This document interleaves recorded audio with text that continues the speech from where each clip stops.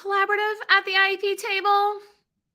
Well, that's what I was just told in an email that was sent to me. Welcome to this episode of the Special Education Inner Circle podcast. I'm your host, Catherine Witcher, and we're going to dive into my inbox just for a minute. Sometimes I share with you guys some of the emails that come my way just to share with you a different perspective that maybe you haven't heard before, but it's important for you to understand that this is happening in special education because what is happening to other people affects your experience at the IEP table. It's like we've talked before about, if somebody's been burned at the IEP table, they take that experience with them and they bring it to the IEP table with you.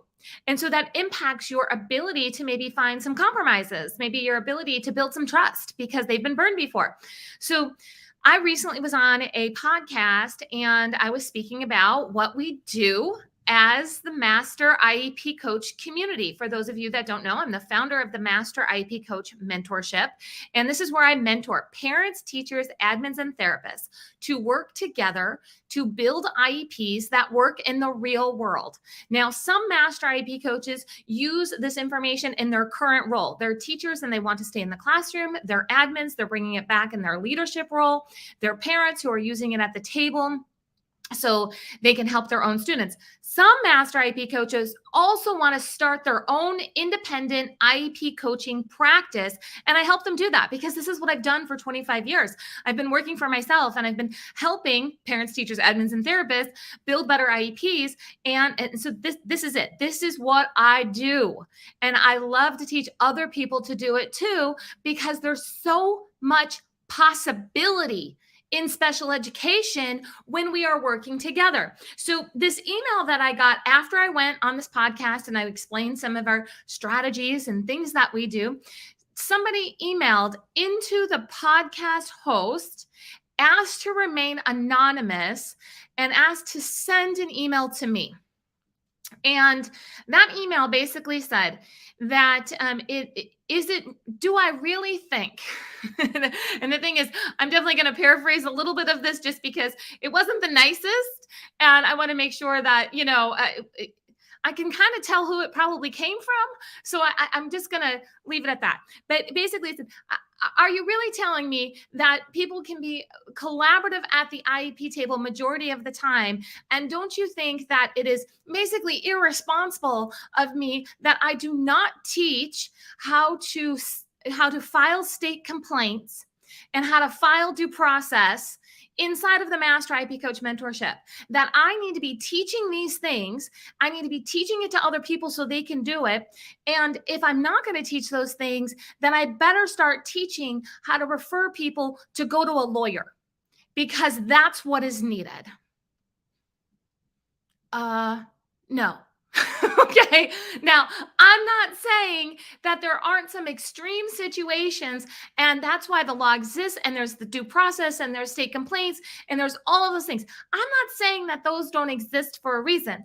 What I'm saying is, with 25 years of experience, I can say with 100% confidence that majority of the situations that are causing struggle in special education can be solved collaboratively. And I reread this email over and over, and it got me a little fired up, and I was going to respond back one way and I was going to respond back another way. I'll be honest with you, I'm not going to respond at all, because I'm not going to get in an argument, because some of the details that were in that email tells me that it would be a never-ending conversation. They really didn't want to know my take on it. They want me to agree with them. And I'm not going to do that. So no, I do not teach how to file state complaints. I do not teach how to file due process. I do not, teach those processes inside of the Master IEP Coach Mentorship, because we are focused on being proactive. We do live in a reactive education system. Things typically have to go wrong before a child can get additional support. And we're working as Master IEP coaches to work collaboratively to kind of see the red flags before they turn into fires in that. Or if something is already kind of fiery in a situation, I'm teaching strategies on how to diffuse that, how to step back, how to truly look at the IEP in a different way. And that's why we cover all of these different things, 5 spots in the IEP that are often overlooked that can actually change a child's future. We talk about what to do about, caseloads and staff shortages, and what to do about parent input and parent concerns, and what to do when we're trying to build an IEP that meets the standards of what the school is expecting, plus individualized for the child. All of these things. It's all possible. And no, I'm not going to teach those things. So the what also got me fired up, like basically on the same day, one of our master IEP coaches, Lisa, she was on Instagram and she posted a reel on Instagram, and I messaged her and I was like, can I just share the caption of this reel, because it reflects like exactly what just happened in my inbox. Now, Lisa says, in her reel, she shows like, will you file due process for me? And her answer is, no, I won't. And in her caption, she says, my job as a master IEP coach is to help build positive relationships within the IEP team and help everyone get super curious about your child. I'm not an attorney and I will not file a complaint or due process on your behalf. On a personal note, I've done both, and in most situations, it's not worth it, nor is it a terribly effective strategy. It's far more impactful to stay focused on the child, find ways to build better communication, and get creative at the IEP table than it is to jump into something more aggressive. So again, it's not about saying that those different systems of state complaints or due process that are not warranted in some situations. However, from somebody who has been there and done that, Lisa's like, it's not always worth it. And there's other strategies that can, happen. I also just got done recording a podcast episode with Jill Brown. Jill Brown is, she's an administrator now. She was a special education teacher. She loves to teach on behaviors and coming up with IEPs that support a child and what they need, and all the different, behaviors that may be occurring that they just need attention inside of school so we can get through some tough situations. Our podcast episode, actually, you'll be able to listen. I'm not sure if it's going to be posted before or after this one, but you'll want to look for a podcast that's titled There Are No Bad Kids. Inside of that episode, we just talked about, like literally, I just finished recording it just a few minutes ago. We just talked about how it is unique to have parents, teachers, admins, and therapists learning together. And that's what we're focused on. And she said, it's important for us to have this open communication and not be scared to talk about the tough things. There's this, kind of my side versus your side thing that's happening. And so from an administrative point of view, I want you to know that there are administrators like Jill who are there, who are trying behind the system. And to do that, we have to do things differently. It's like you have to start ignoring the Facebook groups that are going on and on and on about all the things you need to do to, throw somebody under the bus through the IEP process. Or, and for teachers, that's happening in your Facebook groups too. I know, I'm inside of a lot of them. And, they're talking all the time about, kind of how to do this IEP thing in an old school way. Jill and I were talking about how the law came about because parents and teachers worked together.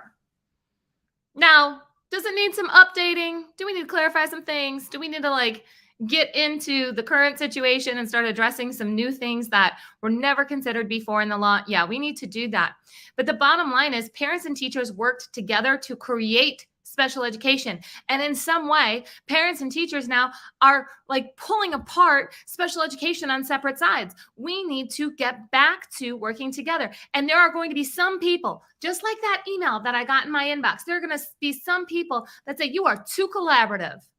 You are too trusting. There's no way that you're going to be able to do this. Do it anyway. You are not being too collaborative. You are not being too hopeful. You are not being too trusting. You are doing what is needed to stay child-focused. You are doing what is needed to work together to create change. And it takes everybody at the IEP table to do that. I want to encourage you, if you're just like, yes, and you know what? I need more people who feel this way in my life. And you know what? That's what it takes. You have to surround yourself with like-minded people because you are not in the majority, at least not in most of those Facebook groups.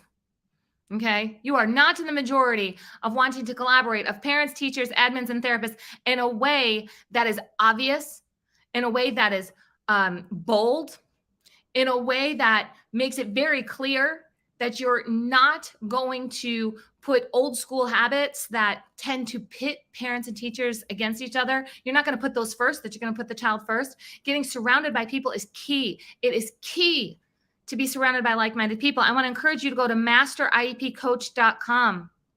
And I want you to find what works best for you to get surrounded by people. We have an online training program, and Master IEP Coach Mentorship. You can jump in right away and get connected online and start training as a Master IEP Coach with like-minded parents, teachers, admins, and therapists. We also have in-person events because let's just face it, there is something different about meeting up in person. There's something different about sitting around with your favorite cup of coffee, your notebook, your favorite pen, and getting to know somebody and getting to know strategies that you've never seen before. It is refreshing. It is invigorating. It is masterminding at a whole other level. So we have conferences that are happening across the country. You can find those there also. Again, if you are ever being accused of being too collaborative, you know what? Take it as a compliment. I've decided that email in my inbox, that's one of the best compliments that I could have received because yes, I do believe that change is possible through collaboration. If you got a nugget out of this, if you're like, yes, I'm fired up, please make sure that you leave a 5-star review, a like, a comment, or share. Every time that you interact, that you leave a review, that you forward this on, more parents, more teachers get the information that they need so they can work together too. I'll talk to you guys soon.